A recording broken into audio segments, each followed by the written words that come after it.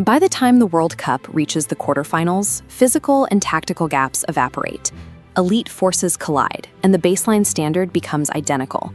Every remaining nation fields a roster of global superstars. They all sleep in hyper-optimized recovery chambers, and their analysts all have access to the exact same granular tracking data.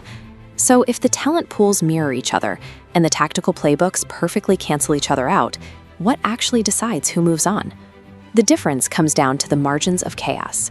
These are the razor-thin, highly unpredictable variables happening completely outside the manager's intended playbook. Surviving this late in the tournament requires accepting that the primary system will break down. The winners are simply the ones who have trained for that exact collapse.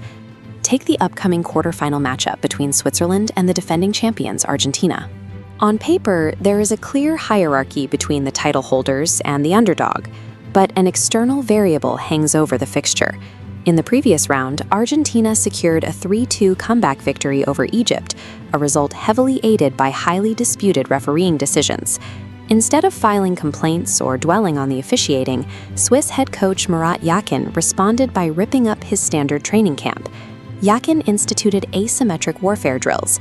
He forced his starting lineup to play a man down, eventually running scenarios of 8 against 11. This intentionally stretches the pitch, forcing the minority team to endure extreme physical exhaustion while covering massive spatial gaps. Simultaneously, Swiss goalkeeper Gregor Kobel was isolated for extended, high-pressure penalty drills, preparing for the likelihood of a 120-minute stalemate. Switzerland discarded the idea of a level playing field. They're treating extreme referee bias and numerical disadvantage as a hard, quantifiable obstacle to be solved. Over in Miami, at Hard Rock Stadium, England prepares to face Norway. The media buildup has heavily fixated on history, constantly replaying the ghosts of Norway's infamous 1981 upset over the English squad. Headlines are also consumed by the individual foot race between the two elite goalscorers leading their respective attacks. Beyond the threat of Norway's attack, England faces a highly volatile variable in the assignment of French referee Clément Turpin. There is deep, unresolved psychological baggage between Turpin and England's manager, Thomas Tuchel. Following a catastrophic ejection during a 2023 Champions League tie, Tuchel publicly eviscerated Turpin's performance, labeling him a Grade E official and giving a 1 out of 10 rating. Preventing a sideline meltdown and the resulting touchline ban is a critical tactical hurdle for an England staff that cannot afford a leadership vacuum during a quarterfinal. We can see exactly how these chaotic margins play out in real time by looking at the completed quarterfinal between Spain and Belgium. This chart tracks Spain's results leading into the game, showing an unbroken upward trajectory hitting 36 consecutive matches, tying Argentina's historical record. But notice how the momentum suddenly flatlines.